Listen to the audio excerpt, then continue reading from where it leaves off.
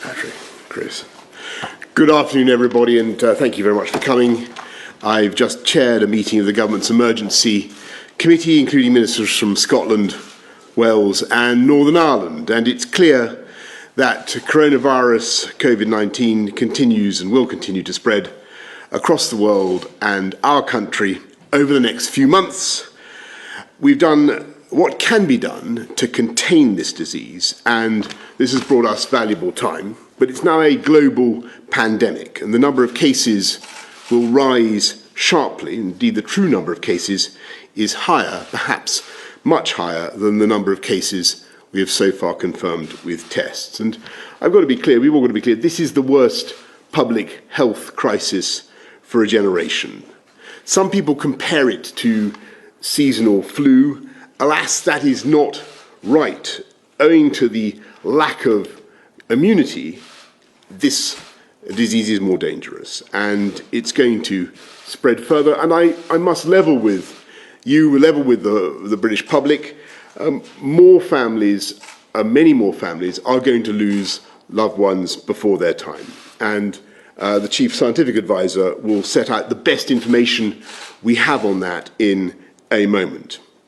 But as we've said over the last few weeks, we have a clear plan that we are now working through. And we're now getting on to the next phase in that plan, because this is now not just an attempt to contain the disease as far as possible, but to delay its spread and thereby minimize the suffering. If we delay the peak even by a few weeks, then our NHS will be in a stronger state as the weather improves and fewer people suffer from normal respiratory diseases, more beds are available, and we'll have more time for medical research. We can also act to stretch the peak of the disease over a longer period so that our society is better able to cope.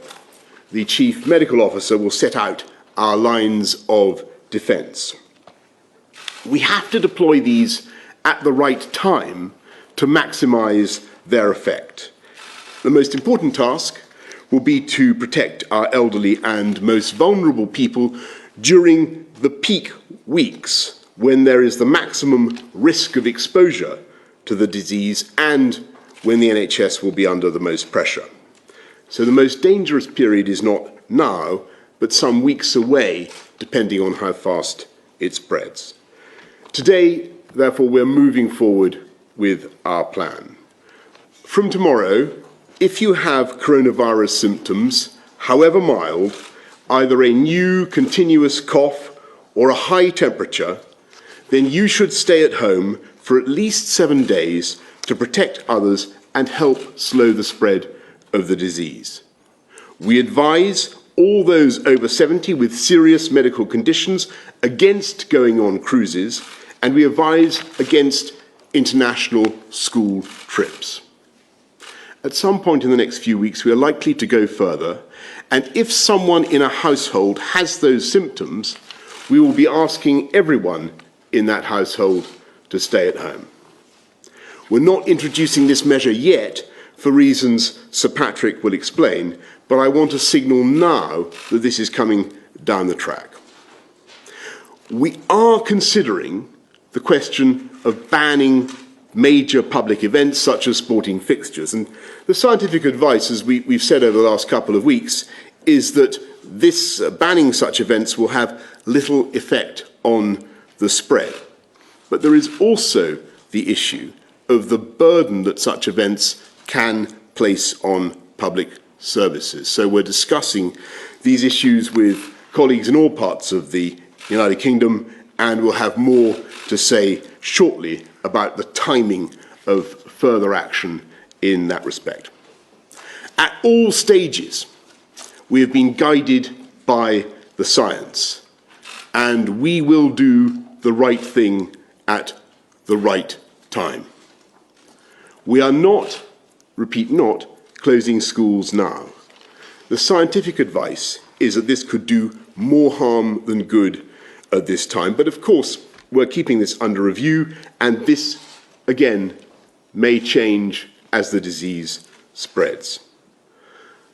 Schools should only close if they are specifically advised to do so, and that remains our advice. There is no escaping the reality that these measures will cause severe disruption across our country for many months. The best scientific advice is that this will help us slow the disease and save lives.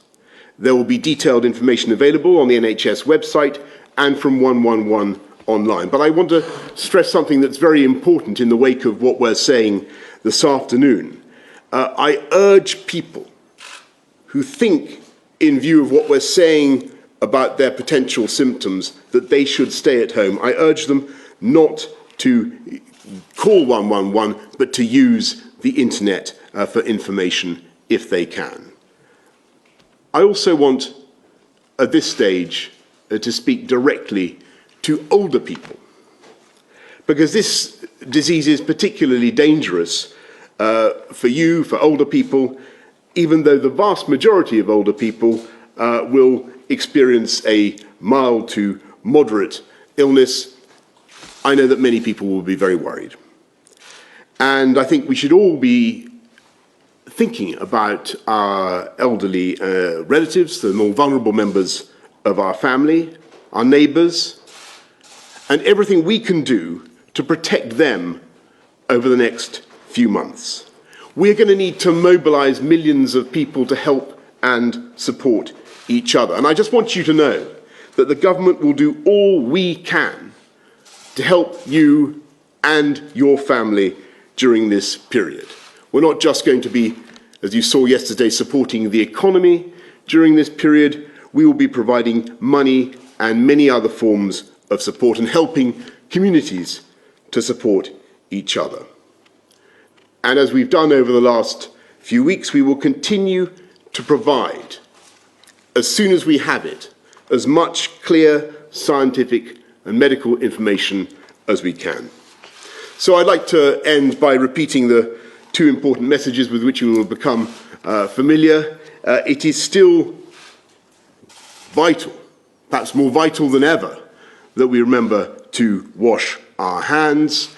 And lastly, of course, even if things seem tough now, just to remember that we will get through this. This country will get through this epidemic, just as it has got through many tougher experiences before, if we look out for each other and commit wholeheartedly to a full national effort. And secondly, can I quickly ask you whether you have any concerns yourself? You're coming into a lot of contact with a lot of people in small environments rather than mass gatherings, whether you yourself have any concerns or worries, like a lot of people do, about getting coronavirus, and whether, as Prime Minister, you've got measures in place with your, I think it's your first Secretary of State, I believe it's Dominic Raab, to step in should you be incapacitated for any length of time. Thank you.